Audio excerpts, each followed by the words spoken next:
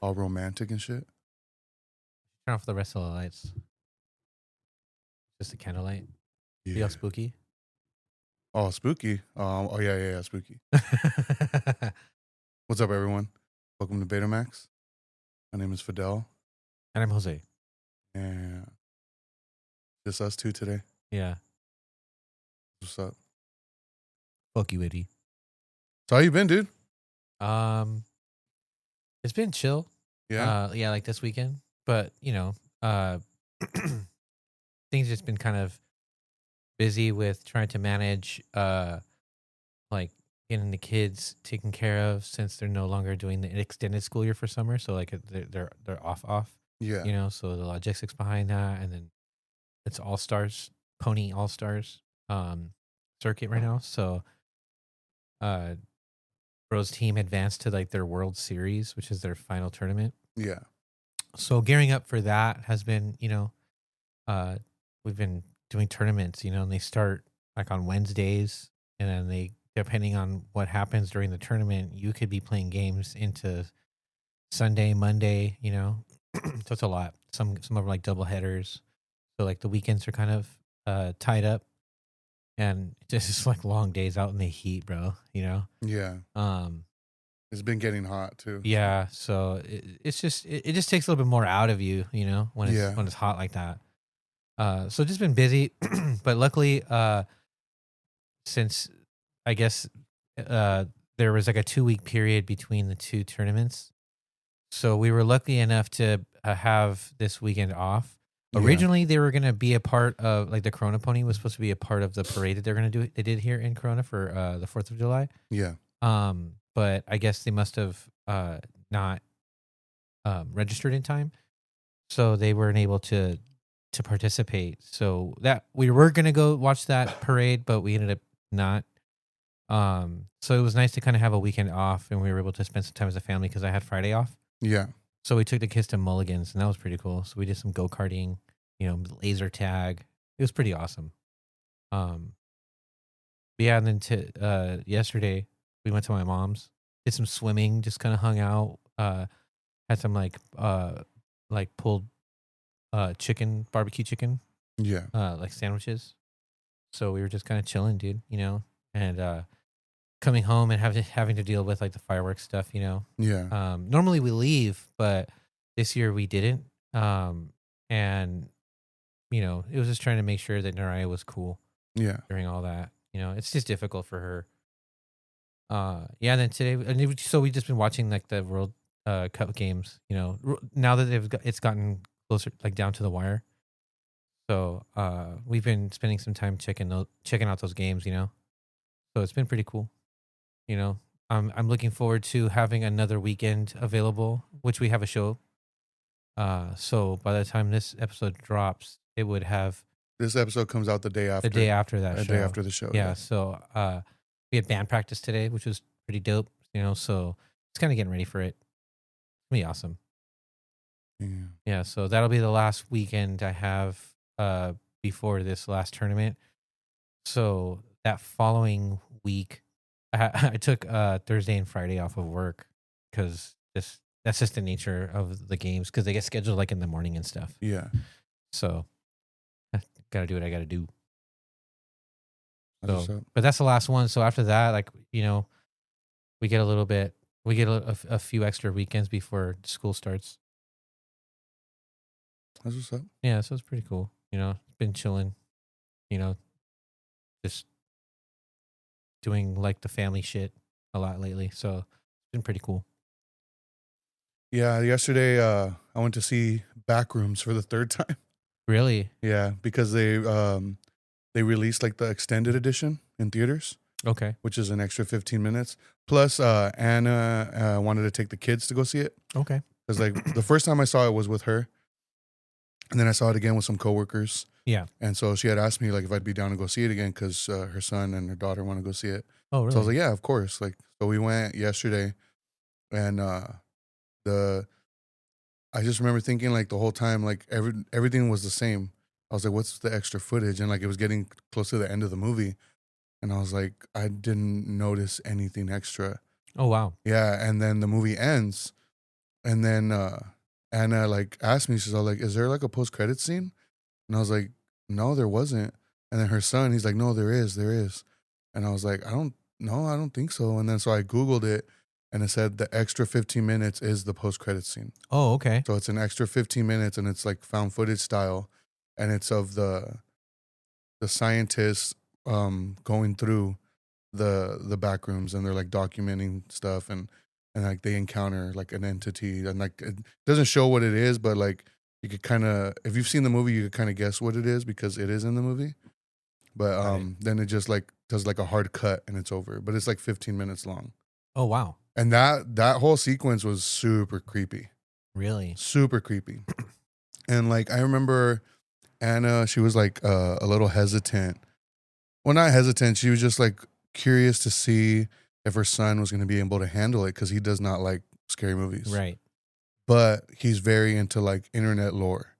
Got And it. Backrooms is internet lore. Yeah. And like he's very knowledgeable on it. Like he's very familiar with like Kane Pixels, the Kane Parsons, the director. Okay. Like he's familiar with his YouTube channel under Kane Pixels, and Okay. he like basically knows the lore of the Backrooms.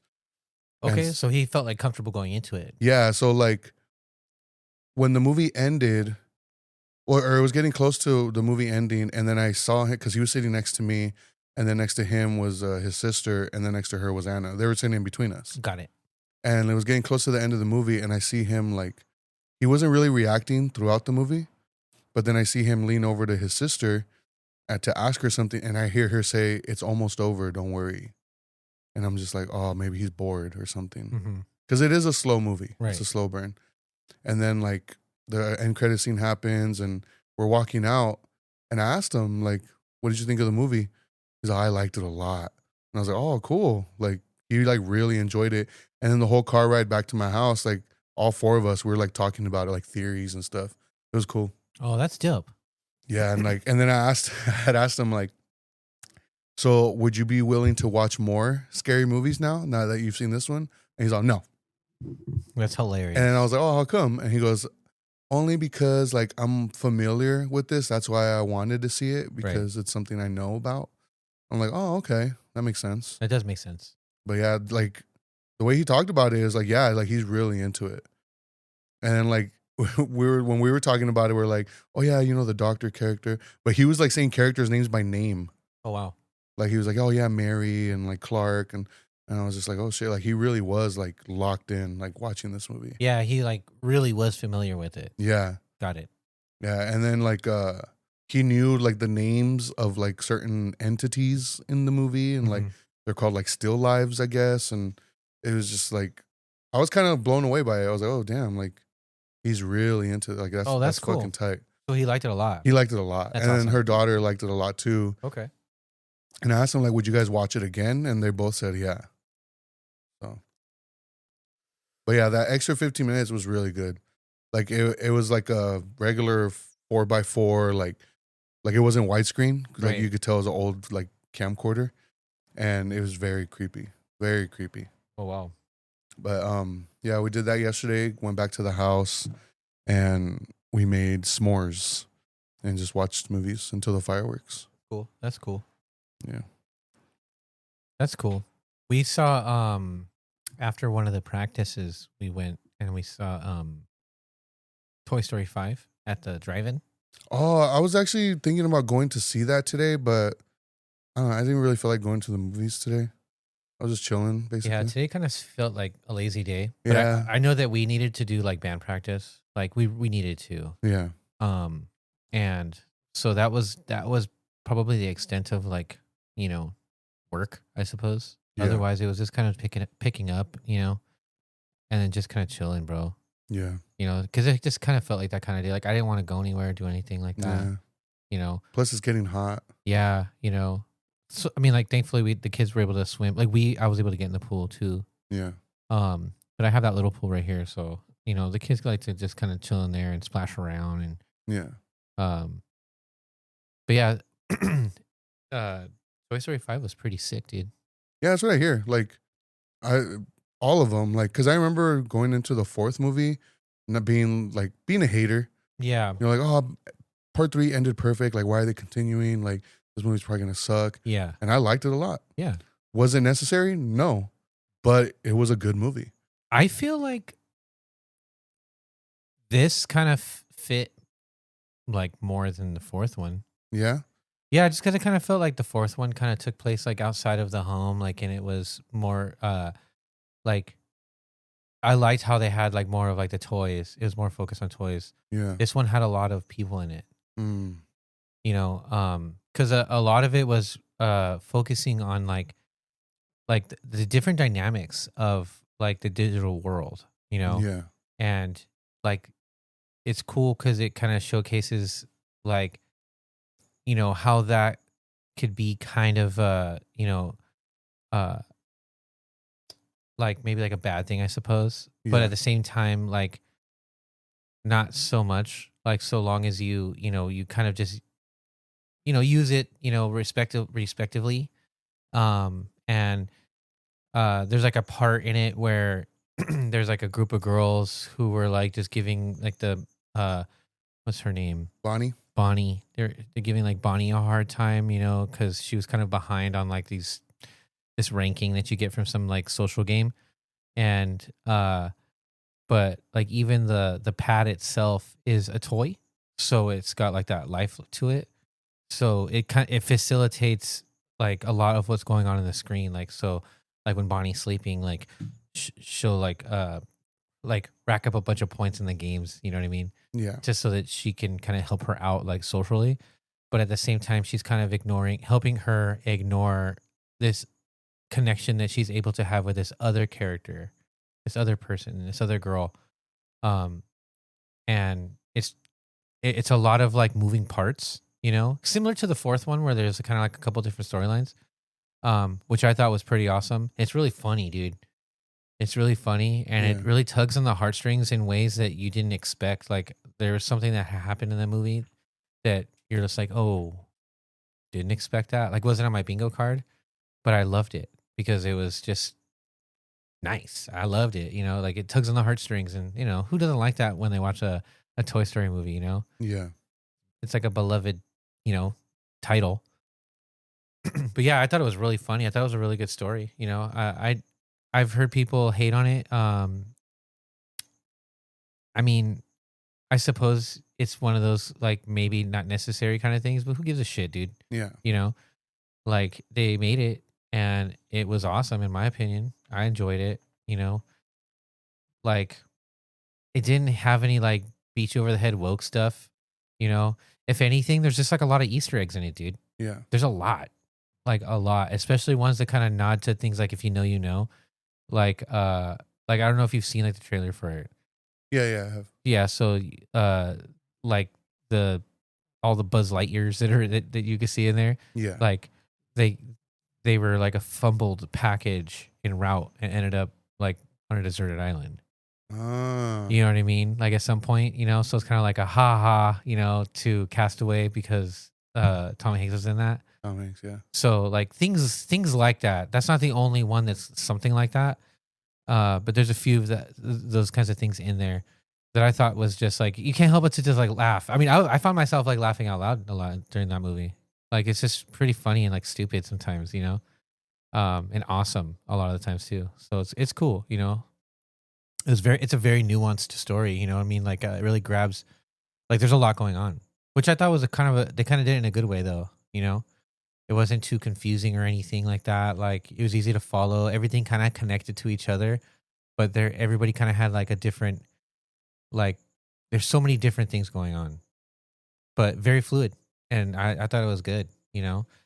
We thought like as a family, you know, the kids thought it was great. Joseph fell asleep because I mean, he had practice. Yeah. And they did the slip and slide, sliding practice. Right. Yeah. So like, dude was like worn out, you know. So he had fallen asleep at some point, and so it's just like me and Alexis and Naraya, and Naraya thought it was great, you know. She watched pretty much most of it. We showed up a little bit late, so like we missed maybe like the first 15-ish minutes or so, but we watched the rest of it. And I don't know, it's dope. I mean, I think you would like it, dude, a lot. Yeah, you should check it out. Yeah, no, I do want to see it. I think it's definitely one of those ones that if you were to go watch it at like the drive-in, dude, you'd probably like if you haven't taken the kids or have you guys gone? Or I can't remember we talked about that. Yeah, if they're into that, dude, that'd be a good one to do. You know, because we pulled up with just some like Carl's Jr. and then I just bought like some popcorn at the snack bar. It was fun, man. And, you know, it's not expensive, but always an option. But yeah, dude, you'd love that movie. It's like our age group, like perfect for that our age group. Have I talked about that I went to see Jackass? Oh, I think you were talking about how you were going to go see it. But have I talked about it on the podcast? I don't remember. I don't think so. Because we haven't recorded in a while. Yeah, it's been a while. So I don't know if I've talked about it. I don't remember you talking to me about it. Yeah, I went to see it with Juan. Yeah. I don't think so because I remember going home afterwards, and usually I come here after the movie. Right. So yeah, I don't think I've talked about it. Yeah, I remember you were saying that you were planning to go see it. Yeah. Yeah, we went to see it, and I mean, I liked it. Like it's very nostalgic. You Okay. know? It's definitely like a best of. It's not really like a new. It is a new movie because they have like new stunts in it, Mm-hmm. but there's only like maybe 4 or 5 new stunts, and the rest of it is like them on set filming those stunts, being asked about their favorite past stunts, and then they show the clip of that past stunt. Oh, okay. If that makes sense. So like kind of documentary-esque in a way. Sort of. Like the movie opens up with the clip that they never aired on MTV when the show was like about to come out.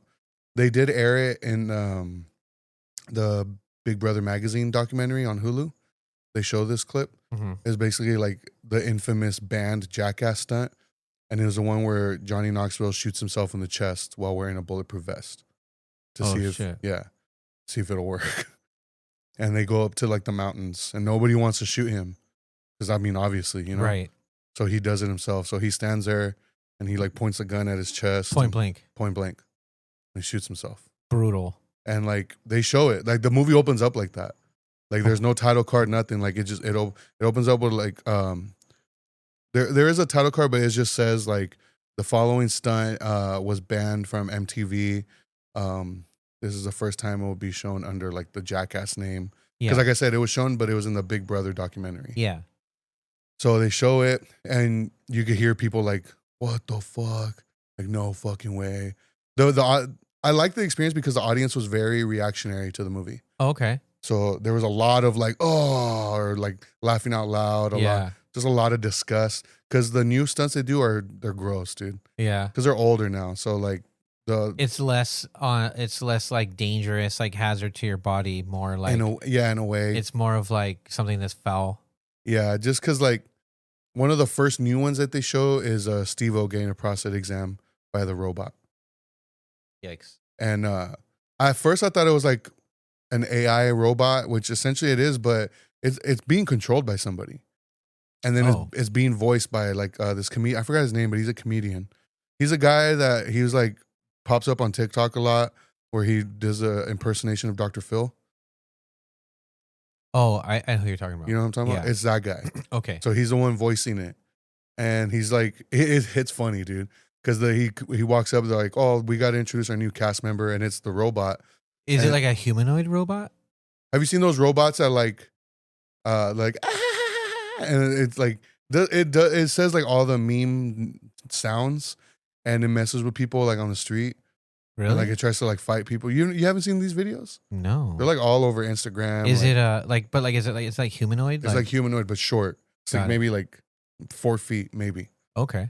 And so they're like, oh, we gotta introduce like our new cast member, and the robot walks up wearing a doctor's coat. Does the robot have a name or just robot? I forgot what they call him. I think Larry. I think they call him Larry. They give him a name. Is he like a person name? Yeah. That's tight. And he walks up and they're like, yeah, this is gonna be like the prostate exam. And then they're like asking Steve, was like, have you seen the size of that finger? Because it has like 3 fingers, but they're huge and they're like square and like. And then Steve was just like, that's not a finger, that's a claw. And like the robot's like, all right, you ready, Steve-O? Let's let it rip, baby. And everybody just starts laughing.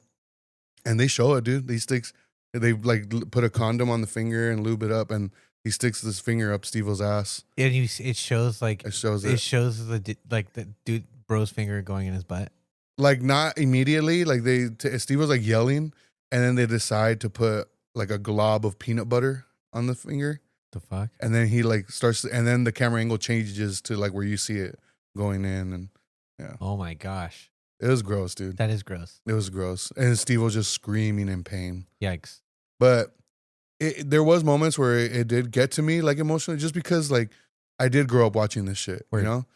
And I'm sure the way they do it, like with the music too, that they choose and such. Then like they show their favorite like Ryan Dunn stunt. Oh, that's cool. And is the one where he sticks the car up his ass, the toy car. Oh yeah. And he goes to get the X-ray. Yeah, and he gets the X-ray. Yeah, so they showed that, like they talk about it, and then they show the full clip, and then you could tell there's people in the audience that have never seen that before. Oh really? Yeah, because I remember the people behind me, they were like, "What the fuck? No fucking way!"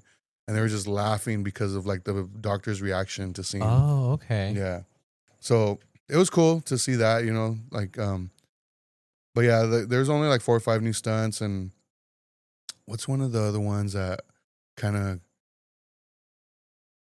there was one stunt that I was just like, this isn't really funny.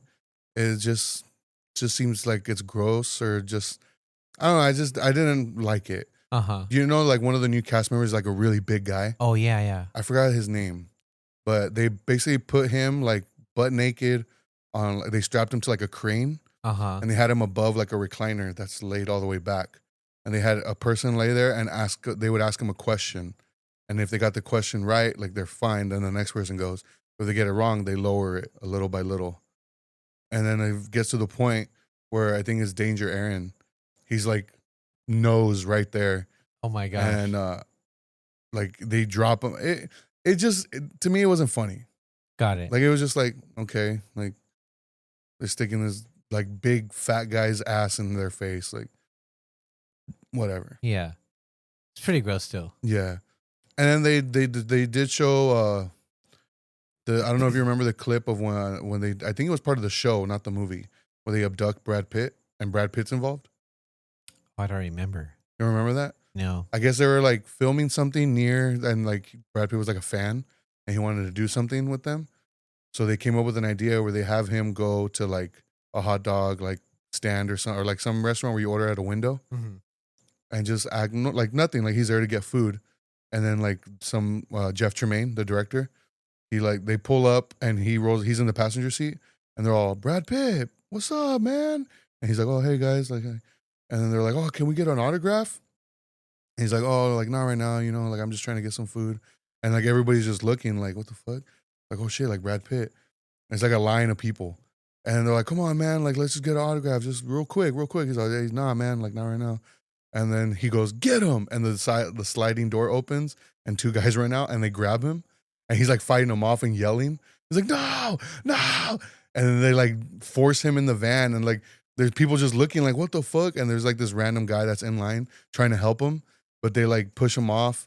They get him in the van and drive off, and the guy's like running, chasing the van. Oh, and wow. People start calling 911. And they're like, this is not a joke. Brad Pitt just got abducted. But I guess they had called the police department and told them like they were filming something. Yeah, so if you get calls about this, like, you know, stand down. Yeah, but yeah, like that one was really funny. That's funny. And then it shows like the footage like in the van afterwards, and they're all laughing. And then Chris Pontius looks at Brad Pitt. He's like, you know what? You're a really good actor. That's funny, dude. But I did enjoy it. Overall, I did enjoy it. That's cool. And then like the ending obviously is like the whole, like they try to get you because they show a bunch of old clips of them, and while the credits are rolling. Yeah. So you see like them from like when they first started to them now, and yeah, nostalgia factor. Yeah, kind of like I think it was the last movie where they had the Weezer song, Memories. Yeah, it's something similar to that. Got it. Yeah. Did you like this one better than the last one? I mean, not really, just because like I said, it's mostly old stuff. Yeah. Okay. So like this one feels like a special features type of thing. Oh, okay. Yeah, that's cool. Do you have like favorite like Jackass stunts or whatever that favorite Jackass stunts? Or do you remember the first one that you remember seeing? Johnny Knoxville getting kicked by a bunch of little kids while wearing a cup. I remember that was the first one I Yeah. remember seeing. I think that's the first episode. It might be. I think same for me, but I think one of the bits was somebody was dressed up like in this stupid fucking mouse outfit or something, and they're like in a room full of Oh, mouse mouse traps. traps. Oh man, I remember thinking that was so funny. That's Danger Aaron. Yeah, dude, laughing my ass off. And like Man. he like crawls across them. Yeah, dude, and he's. I don't know if you remember, fucked up. Johnny Knoxville throws one at him and it lands on his balls. Yeah, dude. And he's like, ah. Dude, I remember thinking that was fucking hilarious, dude. They do a stunt in this movie where you could tell it pushed Aaron to like his breaking point. Yeah. Because he's like, fuck this. And he literally runs off. And you see him like in the security camera footage, like running away. Isn't that the same fool where they did that one skit where it was like he was under the impression that they were doing a bit, but then he goes in the trunk taxi? in the taxi. Yeah, same guy. Yeah, okay. Same guy. Dude. That one was brutal. Brutal, dude. That one was brutal. They made him think that his like buddy got shot with the bricks. Dude. Yeah, dude. That one was brutal, dude. That and then up. like once they reveal like, oh, it's just a prank, you know, like he's like calm down. Yeah. Then they were like, oh yeah, by the way, your beard, that's all of our pubes. Yeah, dude, that's super fucked up. And then somebody had crabs. Yeah. Oh, really? Yeah. Somebody I had think crabs. I remember that. Yeah. Yeah, because they were like when they were gathering the hair, like the lady had like the gloves on, putting the hair together to make the beard, and there was like white little spots on some of them, and they were all laughing. They're like, "That's crabs." Oh my gosh. And they put that shit on his face. That's fucked up. That's fucked up, dude. That is fucked That's up. a friendship ender right there. Dude, word. Are you a fan of Have Heart? I am. I mean, not like, I'm not the type that would say that they're like a Mount Rushmore type of band, in my opinion. I just don't like, I don't like them like other people do, I suppose, like other people love them and revere them in a way that I don't, but I do think they're like awesome. And I mean, I know their songs. That's how I felt about them. Like when I first got into them and like in their initial run before they broke up. Uh-huh. And then when they announced like they had come back, I think it was like 2019. I was like surprised to see like how big of a response they were getting. And like how I was like, damn, were they really like this popular? Yeah. Like, and I was just like, okay, whatever, that's cool. They're back. And I went to see them at Sound and Fury 2019. Probably the best set of that weekend. Oh, dude. And it was like, okay, I get it. Oh, for sure. And it's funny. I think it's funny, it's funny that you say like you wouldn't like consider them like a Mount Rushmore type band, because I wouldn't either. But at the same time, I would, as far as like impact goes. Got it. Yeah, I agree. And based on that performance, and I was like, holy shit, because I had seen them before. Yeah. And it was just like, okay, whatever. Like they're cool hardcore band. I know some of these songs. But that performance specifically, I don't know. There was something about that performance that just like clicked with me. Yeah. And I was like, holy fuck. So every time I see somebody post a live video of theirs, I always watch it now. And recently I came across their set from, I think it was Outbreak Festival from 2024. Yeah. And I was like, oh, I haven't watched this one. So I started watching it sometime last week.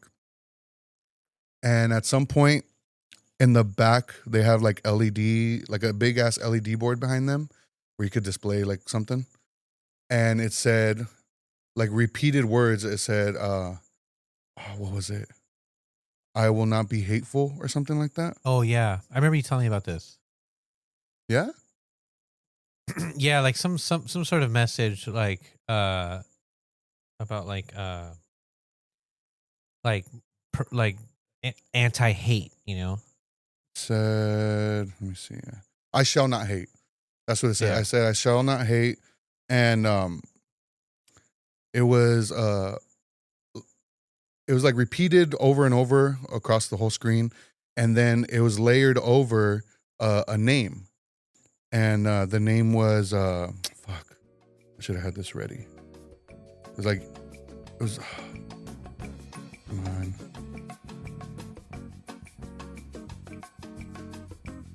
Damn, I should have had this ready. You gotta hit the button, dude. Pause. No. Oh. No, I fucked up. I know.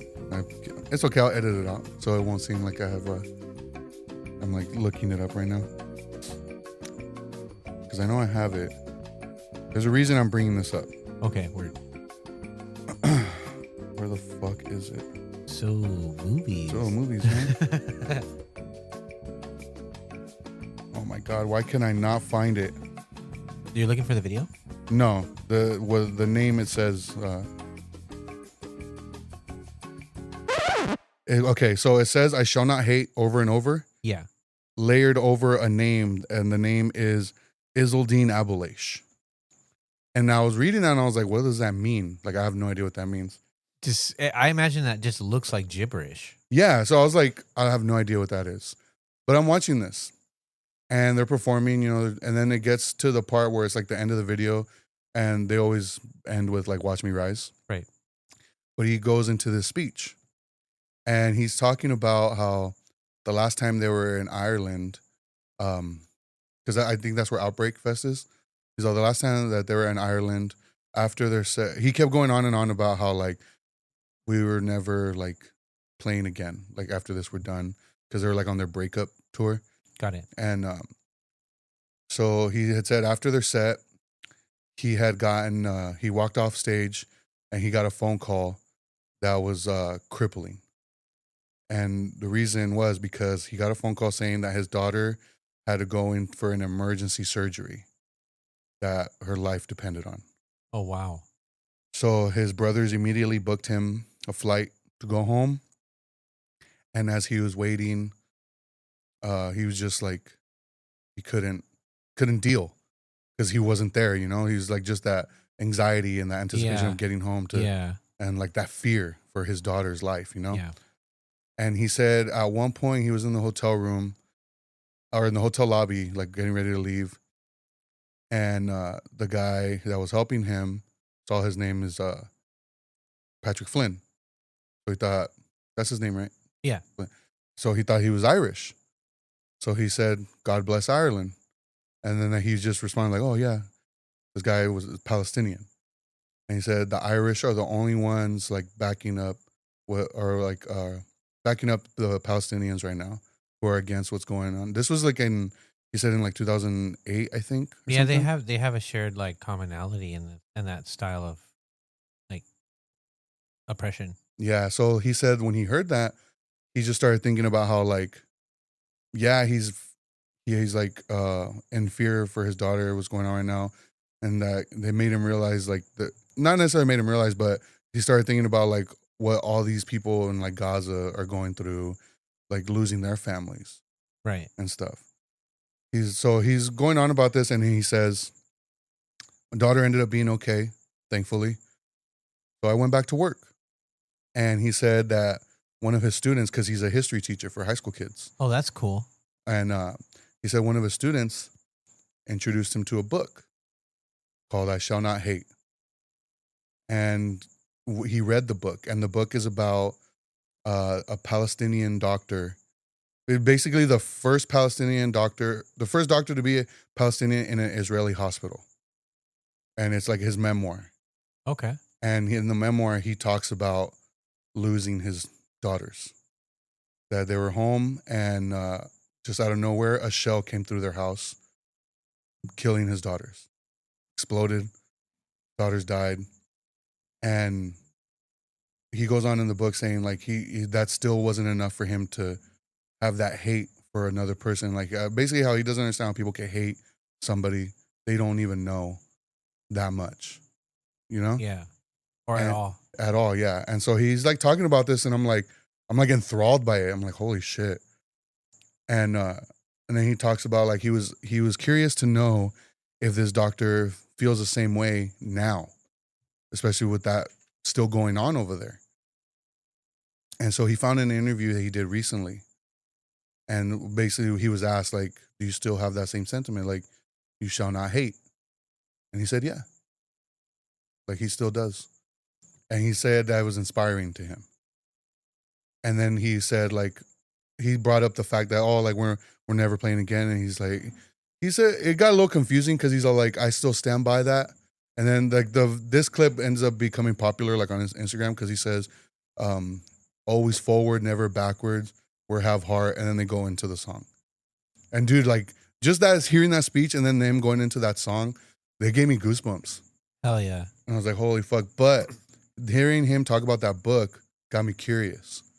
So I looked up the audiobook and I started listening to it. Oh, sick. And I'm on chapter 4. Okay. It is brutal. Really? It is fucking brutal. It's so sad. Like, I'm only 4 chapters in. Oh, wow. It's so sad. Like it opens up with him talking about like his daughter's being killed. And then it goes back to like him growing up and being a refugee in Gaza. And then him experiencing things like not realizing how poor he was. Uh-huh. Because I guess his family was hired to do like a rich family's laundry, but he thought it was like clothes for him. So he started wearing it. And then that like he got called out for it by that family. Like what they saw him wearing it, like, hey, that's my clothes. And he's like, it was so embarrassing. Like they made him take it off right there, then and there. Damn. But yeah, so I'm 4 chapters in. It's about 8 hours long, the audiobook. And at this point, I think I have like 5 hours left. So dude, it's like super engaging, but I can't listen to it at work because I try to listen to it at work and it makes me slow down because I'm so like, yeah. So I haven't been listening to it at work. Oh, okay. But I highly suggest it. I don't know if you've heard of it or anything. No, never. But I would suggest reading it. Like I'm enjoying it so much. I ordered the physical copy of the book. Got it. So. That's awesome. That's pretty cool. I'm gonna check that out too. But yeah, like you should watch his speech though. It's awesome, dude. Like, and he had something similar like at Sound and Fury when I saw them, because at that time that's when like it was like the whole kids in cages like was a very hot topic. Like, yeah. So like he has a thing about that. Like, I want to talk to him. Like I would want to like interview him. Oh, dude, that'd be cool. Because he seems like he'd have a lot to say. Yeah, that'd be cool, man. Yeah, I mean, that's what I've always liked about that band. You know, that he's always kind of just been, like open like that on stage, like on the mic. You know. Yeah. I remember seeing them for the first time. I think it was Sound and Fury 2007, and even then, dude, like, I remember like that being one of the best sets of the night. Like everybody was going off, dude. You know, like one of those bands where like every song they play, like it's crazy. Yeah. You know, like your traditional hardcore, crazy piling on top of each other, fingers in the air, sing along shit. You know, I mean, they're a good band. Yeah. You know, but I also think that's what I like about them is that dude gets down like that. But yeah, dude, I see that they have some shows coming up. Sold out immediately. I know. Immediately. The homie Drew's cousin's playing with one of them. I saw that. Yeah, it's crazy, right? Numirs? Numirs? I don't know how to say the band name. Numbers? I don't know. Yeah, I saw that. I was like, that's badass, dude. I know. I was telling him, like, hey, fool, get us in, dude. But yeah, like, I don't know, dude. That band is... I guess what I'm trying to say is, like, I see it now. Like, I get it. I've always understood it, you know. Like when I was saying, like I wouldn't consider him a Mount Rushmore band is like, say if someone were to ask me, like, oh, like the Mount Rushmore like hardcore bands. I know that my mind may not immediately jump out at Have Heart, you know. Yeah. Like everyone else would, you know. But I do recognize that, like, yeah, it is that they are like the like big influential, you know, like hardcore band. When you think about how hardcore is, you know, how it's supposed to be or what it's supposed to look like, I suppose, you know. I like that kind of stuff, you know.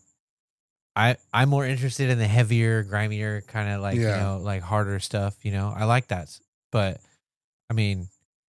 I listen a lot to like bands like even like the First Step, you know, to stuff like that. Like, dude, I remember Champion.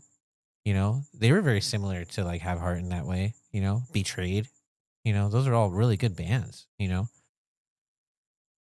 but yeah, dude, definitely like they mean something to the scene. Like they mean Yeah. something. You know, like they're super influential. Like they're him.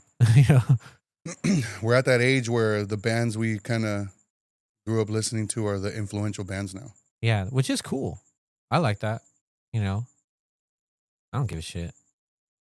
I don't want to go old. I don't want to get old. I know. Fuck it. I don't get old. Fuck it. No, but it's funny because like I had that realization. I mean, I've had that realization many times already, but it hit me again when I was listening to Get Your Gun. Okay. And they have a featured article on noecho.com. Yeah. And I was reading it, and they were like interviewing them basically. And one of the bands they listed as like an influence is Minority Unit. Yeah, I saw that. And I was like, oh shit. Yeah, dude. That's tight. That is tight. No, dude, that just, I mean, it's kind of validating, like, you know, that's just how it works. Like that's what makes this scene so cool. You know, Yeah. like you have these bands that make such a big impact and they influence you to start a band, and then your band gets like a huge, you know, like momentum or something, and then you end up becoming that band that influenced, you know, and the cycle repeats. But that's what makes it fun, dude. You know, that's Yeah. what makes it cool. Like it you know, I don't know. I'm not in other, like, I don't know what like reggae circles, you know, the reggae scene for music is like, you know, if it works the same way or anything like that, you know, but I don't know, man. It is kind of weird because it's just like, damn, now we're the old dudes, but I don't know. It's I like seeing that kind of validation in my friends, you know, especially like Minority Unit. They're people I know, so it's kind of cool just seeing like, oh, damn, that's tight. That there's those guys are those guys for somebody else, which is, in my opinion, kind of like, why wouldn't they be? Yeah. That was an awesome band, you know. Get Your Gun is sick. Yeah, they are. I love that band. They're really good. Yeah, dude. I'm excited for that show. It's funny because like, and I've mentioned this before, but I still feel like I'm new, like, I guess to the scene. Like I still feel like, oh, I just got into it. Yeah. But I've been listening to this kind of like hardcore music since like 2004. Yeah. That's 22 years now. Yep. That's crazy to think about. Yeah, I know. I know what you mean though, because I know that like there's a big period of time where I wasn't going to shows at all. Like I wasn't doing any band shit at all. You know, kind of checked out. So I kind of feel the same way in a lot of the ways where I feel like, you know, there's things have changed, you know, like, and I'm, you know, kind of feeling like new to the scene again in a way, but also like it's no different from what I remember, you know, not that like I'm old enough to where I had like this huge fucking 20-year gap or anything, but you know, like, I don't know. I can't see myself just like not being around this kind of stuff, dude. Yeah. You know, not having it in my life, you know, like Yeah. I can't picture my life without having that be something that I'm listening to. Yeah. And like being excited to go to, you know. I don't know. Hardcore's fucking sick, dude. You know? You want to talk about the show? So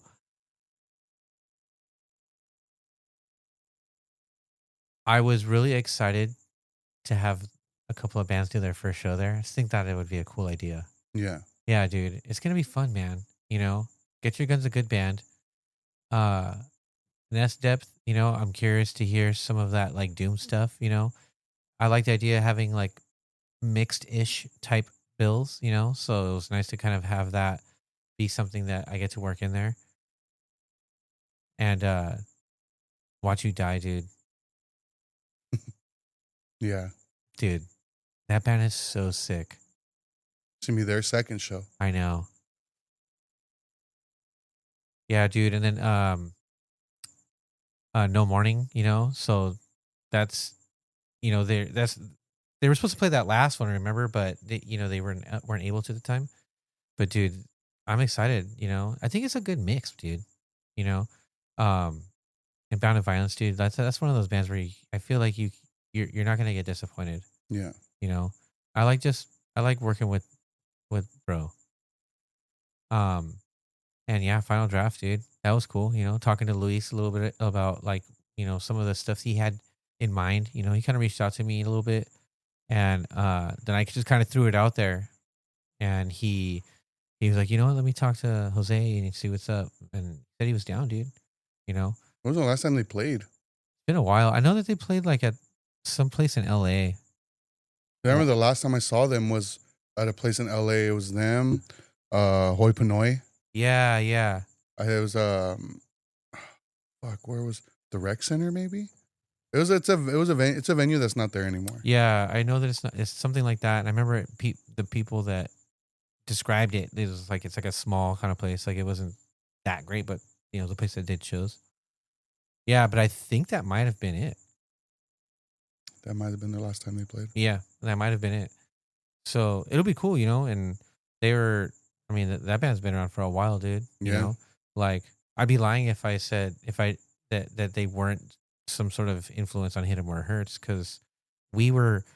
I remember we were trying to really like start to like get into the groove of like writing and recording stuff right when they dropped the split with Arm, and man, like, or no, the like their, I think it was like their self-titled like EP, bro. I was like, man, this is what I'm fucking talking about. It was awesome, So it's kind of cool to see that that that those dudes are down to play, be in that mix. So it'll be a cool flow of music, and plus like Packing House is sick, dude.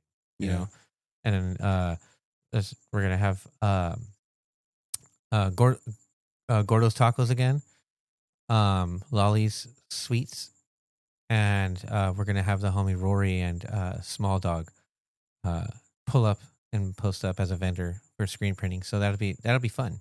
I already have like the coloring page ready. Oh yeah, yeah. I was gonna ask about that. I was gonna print. I just gotta print it out. I hit up Juan about the N64. He said he'll try and do it. I know he said it's kind of close to his baby's due date. So we'll see what's up, and if not, we could probably work something out. But I'd like to do something like that. But I told Joseph, I was like, he has to work with me. So I told him he can do the coloring station. Yeah. Yeah. He asked it. He was like, "Oh, I can do the coloring station." I'm like, "Good idea." Yeah, it'll be fun, dude. I'm very much looking forward to it. And I didn't want to put Hit 'Em Where It Hurts on that bill. I wanted to kind of just, in a way, like enjoy it. Yeah. For myself without having too much that I have to worry about. But yeah, it's something that we also kind of wanted to do to maybe gather some funds to kind of help Sergio out with Midnight Hour Records. Yeah. So, they are not going to, like, when this lease is done at this building, like he's trying to figure out what they're going to, what's going to happen. Right. So in his mind, Midnight Hour Records isn't going anywhere. It's just a matter of what's the next move, Yeah. And, he's been very open about like what he's put into it, the amount of debt that, he's accumulated for himself and everything that he's put into it, all like, when they had the flooding and everything, so I can, like, it takes a lot for someone in like that position, to just like chase your dreams like that, so it's like an effort to kind of help him out, like, bro's given so much to like the scene in the community, like as far as like having a place where, people can like buy, sell, trade like music, and then have a place where bands can showcase, and have shows, and it went beyond just like this certain style of music, but like it was a place where we could go play shows, and it was like, oh, the Midnight Hour Records like venue, and so that we can still kind of engage in some of those really good shows. They had really good shows there, dude. Dude, you have Knocked Loose play there. I know. That's fucking nuts, dude. Like Sergio's the man, dude. Yeah. Like, so and it's just like, the homie, like, it's not like a benefit like that, I suppose, like, yes, we're raising money. We encourage donations, like, and with that money, we're going to, you know, give to Sergio, and hopefully he can, utilize some of that to help with some cost of stuff, or whatever, you know. So that those kind of things I think are important to me as like my friend, Uh, but yeah, it's gonna be a good one, dude. It is. I'm excited to drink some good beer. The response for this one has been pretty crazy. Like the amount of shares and all that stuff it has. Like, Yeah, I was kind of like, holy shit.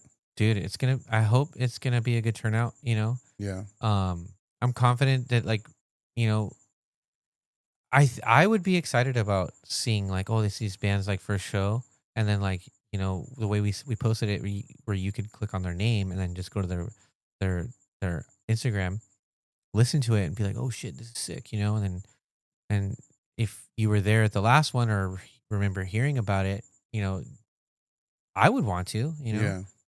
So hopefully people look at it as another fun time like that, Yeah. and are ready to come kind of browse around and see what kind of fun stuff is there.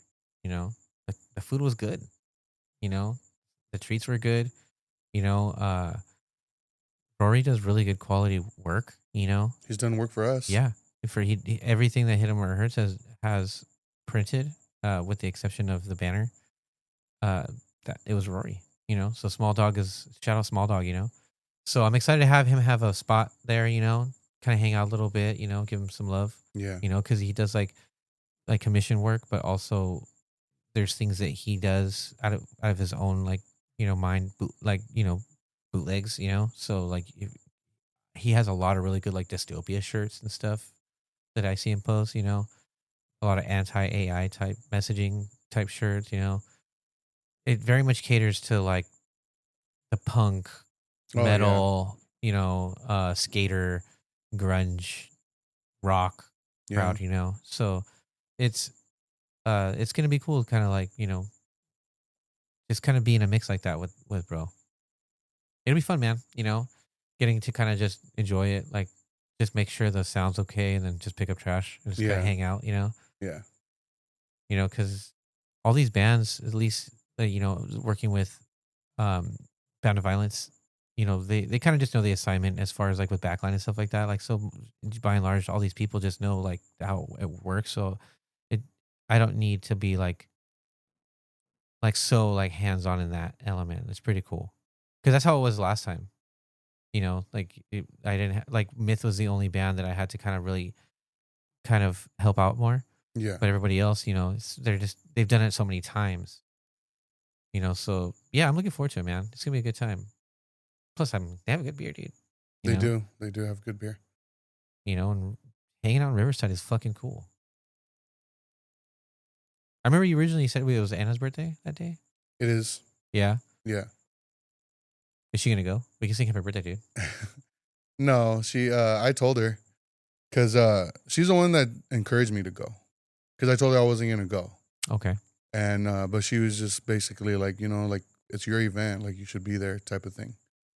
And because I wanted like to spend the day with her, just celebrating her birthday. Yeah. And but she was just like, no, we'll just celebrate the next day. That's cool. So that's what we're gonna do. And I told her, I had brought it up. I was like, just go with me, and I'll have everybody sing happy birthday to you. Hell yeah. And she was like, no, absolutely not. Hell yeah. Because she's like me, like doesn't really like the attention like that. Yeah. Nobody does, but I mean, like, I don't know. It's a sentiment. Yeah. But she's also like, she doesn't really like big crowds like that. No, I like, feel that. And it's not really her thing. Yeah. So I get it. Yeah, no, word. But,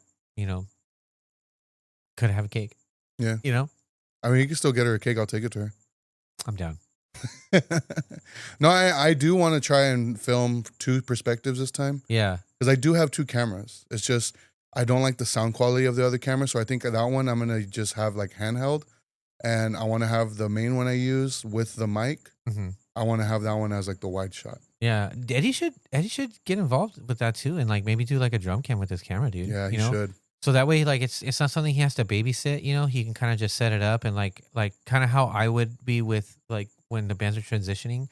He would do something similar, you know, and it's just kind of like getting the things right, making sure the battery's cool, whatever, whatnot, and then you know just hitting record, watch the drummer do his thing. You know, that way he can kind of still kind of not have to be working. You know, Yeah. pretty easy, kind of set and forget it in a way. Yeah. If Yeah. he goes. Yeah, I wish you would listen to these, dude. He'll probably listen to this one because he's not on He's it. not on it. Yeah. All right, fuck you, Eddie. Bring your camera. He listens to the ones that he's not on. Okay. Or so he says. Well, if you're listening, Eddie. Fuck you, bitch. Yeah, bring your fucking camera, you. Fucking asshole. Yeah. Kiss me. Wait, what? What? No, but I made a playlist for the show.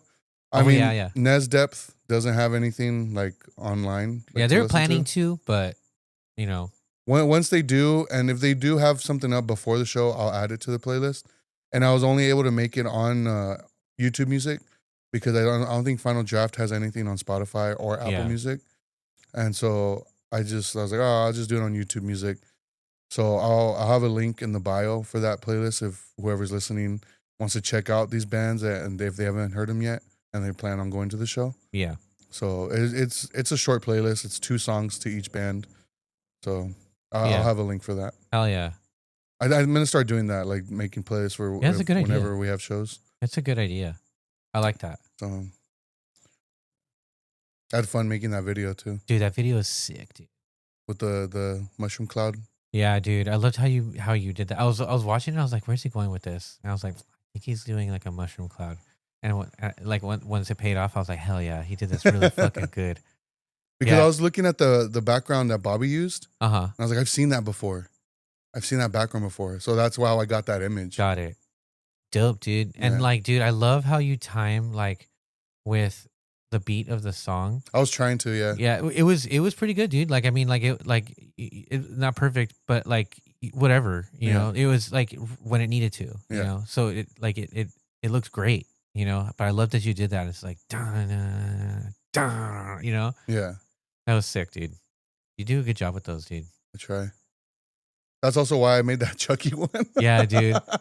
Oh, so you made that one first, and then you're like, you don't want to do this Chucky one. Fuck it. Well, no, I've been thinking about wanting to do that Chucky one for a while. Yeah, I know you remember telling me about it. It's just actually doing it. Yeah.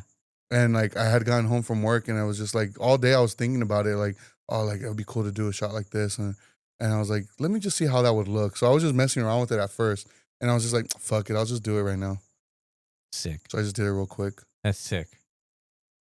Yeah. I thought it came out good. I liked it. I like the buzzing with all the flickering and shit. You should do it like as an ongoing thing, dude. Yeah. Yeah. Like say like the next time that we do like we record at your house, have to seize that opportunity as like that full perspective of us like doing an episode. Yeah. You know what I mean? And just like so just whenever the opportunity strikes and you know the idea like an idea pops in, you know. Yeah. I'm down. I thought it was tight. You added the sounds and everything too. Yeah. Yeah. So dope. You're so good at those, dude. That's awesome. Yeah, Eddie, where's your video at? I know, fucker. I miss you. I know. Fucking bitch. So, what's up? Since this episode comes out on 7/12, I guess it's safe for us to talk about if somebody hasn't heard about it by this point in time. Sex Prisoner just dropped their first LP. It's not their first LP. Tannhauser Gate. That's an LP? Tannhauser Gate's an LP. LP. Well, it's their next LP then. Yeah, so it's their next LP. Yeah, so they dropped their 7/11 was the drop date. So hearing this now means it came out yesterday. Yeah. Yeah, so it's got a few features on it. I can't remember exactly who. I think maybe possibly John from Weekend Nachos. I do a small feature on one of the tracks. I think it's called 52 Card Pickup. So The one you showed me with your feature, Uh-huh. was that like the final mixed version of it? No, that was the mix they sent me. Yeah. Whatever stage that was in the process, I had just tracked my vocals. Yeah. I didn't do like really much. I didn't really do anything to it, and I just kind of did my own like mix into that mix, so it just can sound something, so I can hear it back, Yeah. so I can show you. Um, but yeah, that like so whatever stage that music was at that point in time, it could have been like pre-master. So yeah, since we're talking about this ahead of time, I'm very much looking forward to hearing it. You know, the whole Yeah. thing. You know, because Yeah. that's all I've heard is that one like Yeah. fucking minute track. You know. And they've been, I mean, Kevin's been teasing it, so. Yeah, he's been teasing it. You know, so and so it's something to look forward to. You Yeah. know. So but by hearing this, it's come out already. So Yeah. if you haven't yet, go check that out because Sex Prisoners Fucking awesome. goated like that, bro. You know, Arizona's finest, man. Yeah. Yeah, so I know it's a sick record. So anybody who's, you know, kind of riding that wave of like the new like world peace and all that kind of shit, you know, this is going to be one that is going to definitely follow it up, you know, and give you some more of that you know, if that's what's pumping you up right now. But yeah. That's what's up. I was really honored to do that. You know, I'm glad that they asked me. That was really cool. I wasn't expecting it, you know, because I remember he had mentioned something like that in passing, like at the fest last year. Oh yeah. And but I mean, you know, when people say stuff like that, you know, you take stuff like that with a grain of salt at times because you know, we're hanging out, you know. But yeah, I have a really good relationship with Kevin and Kyle.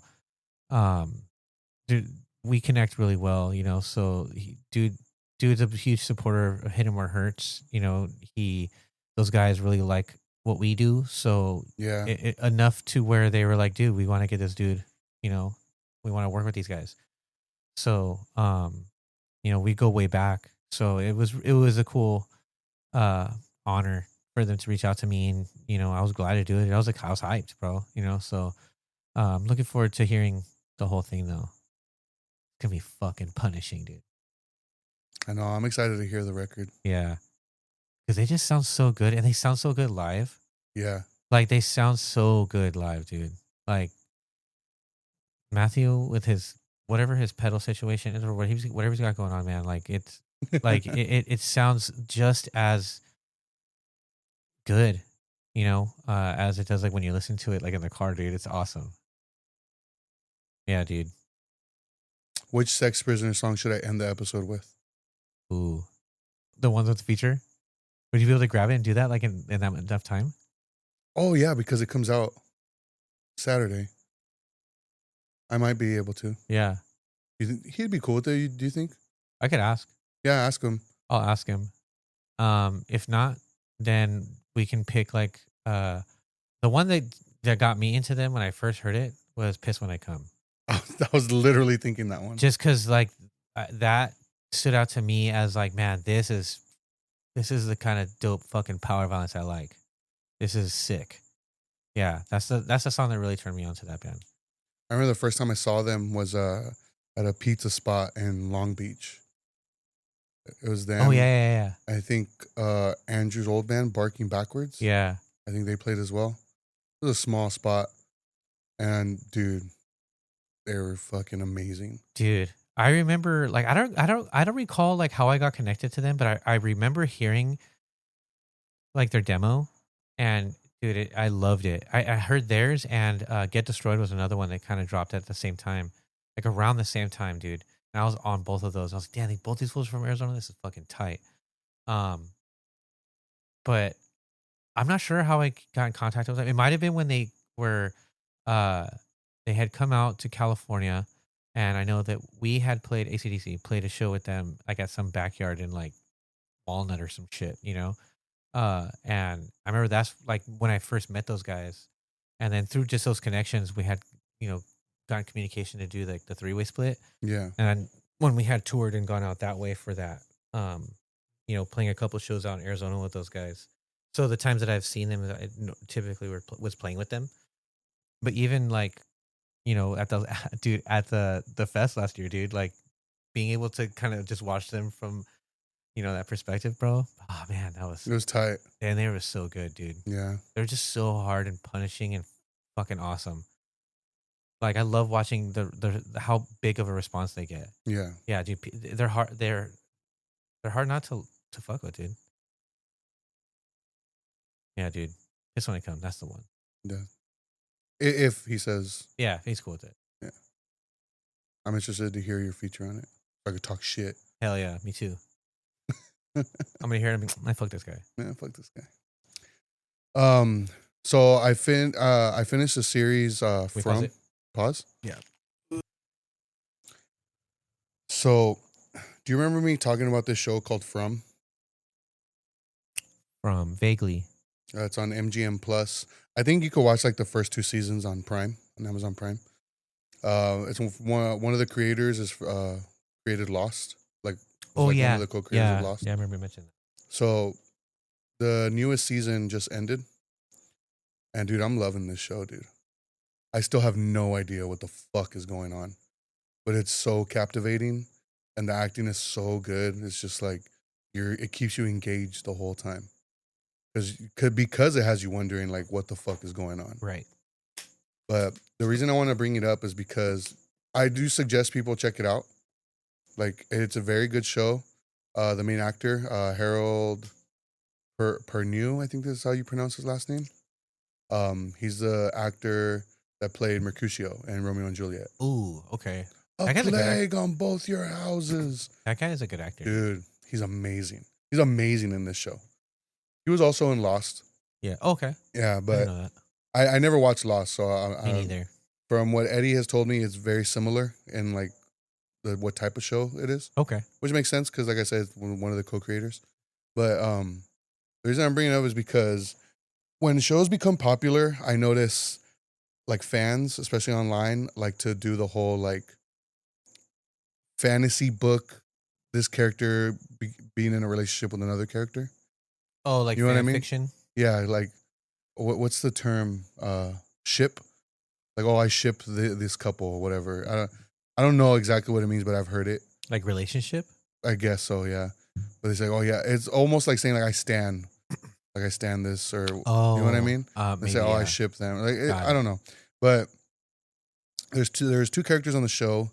One of them, the character's name is Julie, and the other one's name is Russell, I believe. And people are like, oh, they should be together, whatever. And I think it's fucking weird because the actress that plays Julie, yeah, she's like older, like I think she's in her 20s, but her character is 15 years old. And I think people forget that. Right. And this is like an older man. Does like, she look 15? Not really, to be honest. Okay. But because that could be why. Yeah. Because they forget that the character is 15, but the actress looks older. But like I see comments about it all the time, and people tell them like she's a minor. Yeah. Like, her character's a minor, and they don't care. Yeah. That's weird. Yeah, I think it's weird. And it just got me thinking about like why people do this. Like they do the whole like, oh, like why can't they just enjoy the show and watch it to see what's gonna happen instead of like, oh, like I want this and this and this to happen, then they end up becoming disappointed in a way. Almost like wrestling fans when they fantasy book shit. Yeah, like sports fans. Or sports, yeah. Like what I don't understand why that's such a common thing. Or as I'm saying, I'm starting to realize I think it's just like an internet thing. Well, yeah, just because like-minded people have space to kind of like exchange all those ideas, you know? Yeah. This is weird, dude. Yeah. I mean, it just sounds like fan fiction in a way, you know, like, and I suppose too, like with the whole minor thing, like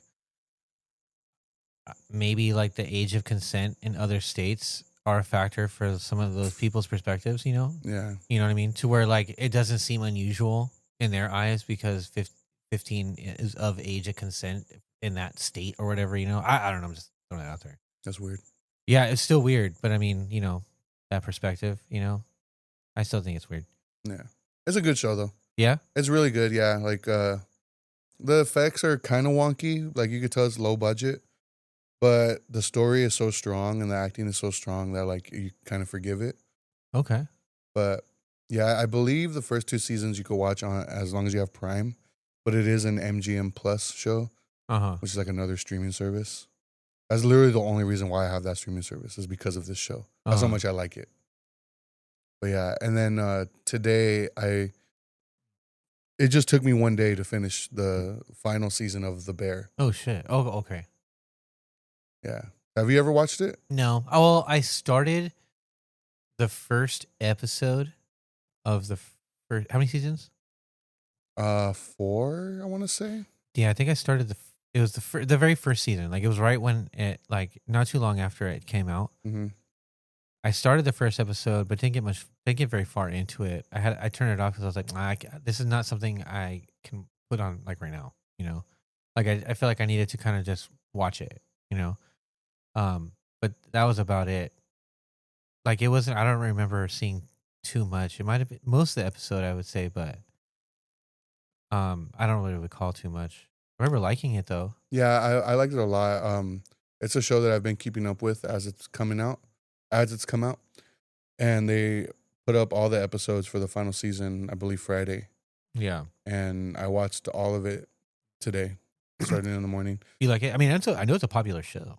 It's really good. Yeah. It was really good.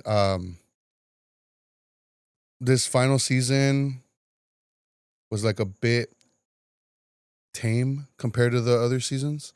Also because this season seemed to take place, like every episode seemed to take place on the same day. It was almost kind of like one of those like real-time situations. Okay. Because it's 8 episodes. It's 8 episodes, and each episode is only like 20 to 30 minutes long. Okay. And then the final 2 episodes are each an hour long.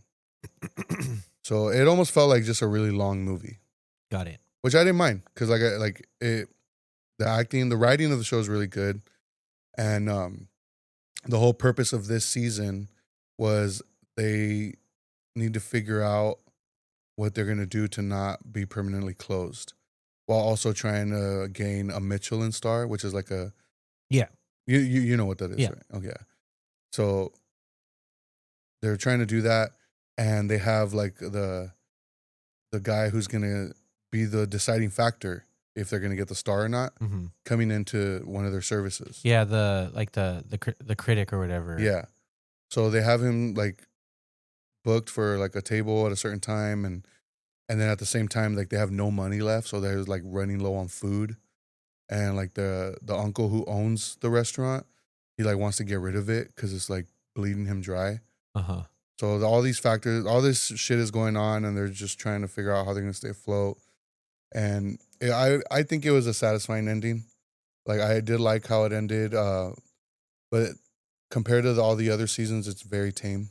It is very tame because the other seasons are very chaotic. Yeah, like I know that it's known for being somewhat intense, but I know that like a lot of the times those types of movies are like that. Yeah, like it's very intense. This season was like they did bring it down a notch. Okay, which I didn't mind. Like I said, I didn't mind. I was happy with how it ended. Yeah. That's dope. Yeah, I've been meaning to tap back into it. There's a couple. I mean, I've just been so busy. It's been hard to like dive into like a series like that because I still haven't really watched much of The Boys. That's already ended too. Yeah, that's already ended too. I just haven't finished that season. You know. Yeah, but I'm looking forward to a little bit of the break after this next tournament, so I can kind of like enjoy binging a little bit, you know? Yeah, dude. So, it was only 4 seasons. And I didn't realize that it had been around that long. Mm-hmm. That's crazy. Yeah, I feel like it was like 2, maybe. I don't know. That's wild. The first season, I remember there's an episode where they play "Refused," like as the end song. Oh, really? And I was like, oh shit. But I mean, Maddie Mathis is also in the show, and he's like in a hardcore. Oh, okay.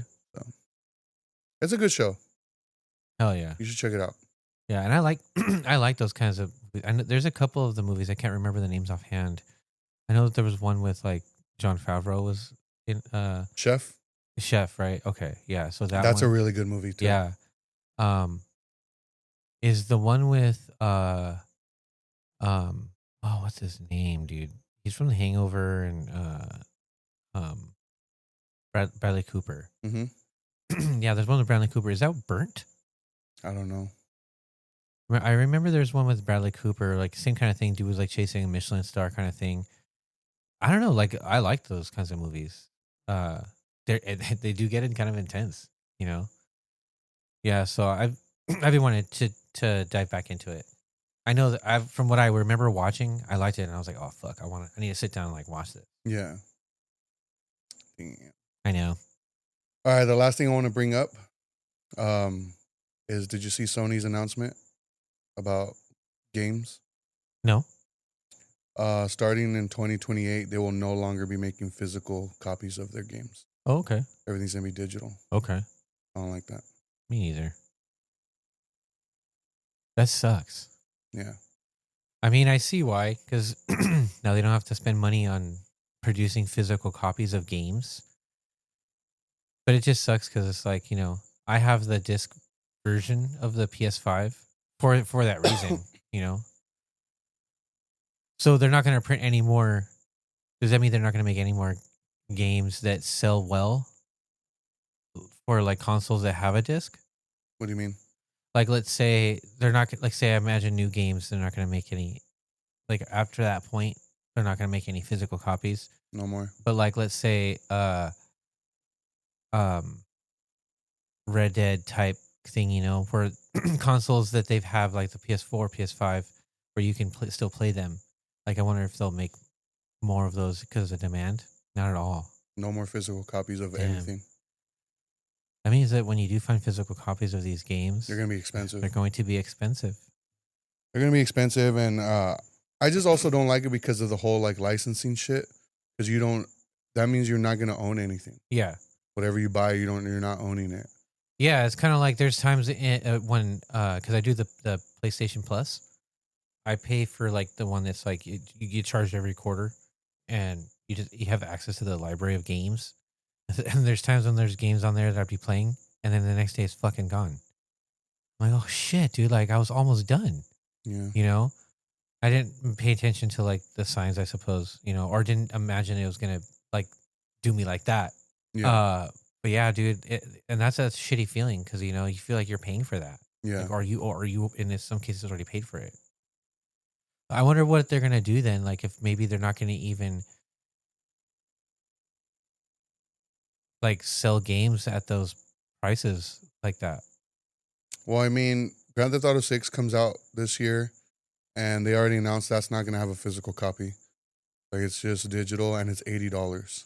Everything's probably gonna move just towards having a subscription to like a library of games. Probably, dude. That's probably what it's gonna like the PS Plus kind of situation. I can imagine that just being like the standard. But like the whole Grand Theft Auto thing, the game is digital only, and it's $80 for the standard edition. Like that's not even like the special edition. Like, so that I feel like that's just a sign of like that's how much games are gonna cost now. Oh, got it. Yeah. Because right now they're what, like $50-$60? They're like roughly. They're like 60, 70. Really? Yeah. Damn, I didn't know that. Yeah, I think it also depends on the game. Yeah, dude, but it's like if you wanted to get like MLB The Show 26, yeah, it's gonna cost you like $60 in tax, dude. So yeah, like it's coming out the gate. It's gonna be the standard edition, $80. That's crazy. That's like not even including taxes. That's wild. Almost $100 for a game. Yeah, and digital only. Like you could buy it at like Target or something. But apparently, like the case, you open it, all that's gonna. There's no disc. It's just gonna have a download code. Damn. So they're trying to kill physical media, dude. Sounds like it, huh? Yeah. Yeah, that sucks, man. That just means that I gotta buy more games right now, then. Yeah. Or at least over the next couple of years. I think the PS5 is gonna be the last game console I buy. Really? The last game console I own, yeah. Because I mean, as it is, I don't really play it that much. Right. And just with this whole like whatever console they come out with after Yeah. is for sure not gonna have any physical games. So like, Yeah, when my kids start being able to afford their own video game shit, I'm gonna build a computer for myself. yeah, Yeah, dude. No, I feel that, but I know that just because of I have kids, like I'm gonna end up, you know, pulling the trigger on a model of something when it comes out. Like for instance, like the Switch 2. yeah, That's something that we have definitely on our radar. But I mean, for good reason. It's a significant like upgrade from the Switch that we have. yeah. Um. I do want to get the Switch 2 just because of the Ocarina of Time Oh, remaster. dude, that. That's literally the only reason why I want Oh to get man, it. like, yeah, dude, that, and then you know, the Super Mario or the Mario Kart World. That looks Yeah, pretty cool. You know, yeah, that looks pretty dope. I love the way it looks. But I just know that they're gonna just do so much with that console, yeah, just because it's just such a beast for Nintendo. So obviously, like I want to, we're gonna get that, you know, and something we can enjoy as a family. It's a lot more. That one we spend more time doing as a family than we do with the PS5. But yeah, I can imagine at some point PlayStation is gonna do like the PS7 or whatever, you know, and at that yeah, point it's like, okay, I'm gonna have to buy this one. yeah, Yeah, because like I didn't even buy the. I bought the PS5 late, you know, yeah, um, and by that time the uh the Pro version had already been out, you know. But then they're already doing the next like the next version, you know. Oh, really? I think so. I think like I remember somebody telling me like, don't even bother, man. Like just wait for the PlayStation 6 or whatever, you know. I'm like, oh, I don't know that that's something that they're doing. So I just got the PS5, dude. I need the Pro, you know. I didn't see the benefit. Mm, But yeah, I can definitely see myself because the kids getting more consoles for yeah, sure. yeah. I mean, that makes sense. Luckily, or like Anna's kids, they're not really into game consoles like that. Uh If huh. anything, be PC gaming. Uh huh. Because her son, he like plays Roblox and Minecraft on the computer. So, Yeah. and he's like super good at all that shit. So. Yeah. I mean, I still play video games, you know, too, myself, but it's not nearly as much as like Joseph and Araya. Yeah, Um, but like I do, like I really much enjoy playing Battlefield. Battlefield 6 is my shit, dude. Um, fuck this. I want to go play video games. oh man, tired. I know, me too. Not like sleepy tired, but like it's just been the last few days have just been like, you know, a lot of fun, a lot of hot, you know, a lot of busy, you Yeah, know, but also like a lot of uh being able to kind of just chill and relax with the family, you know. And it's like I'm like right at the end because like go back to work tomorrow. yeah.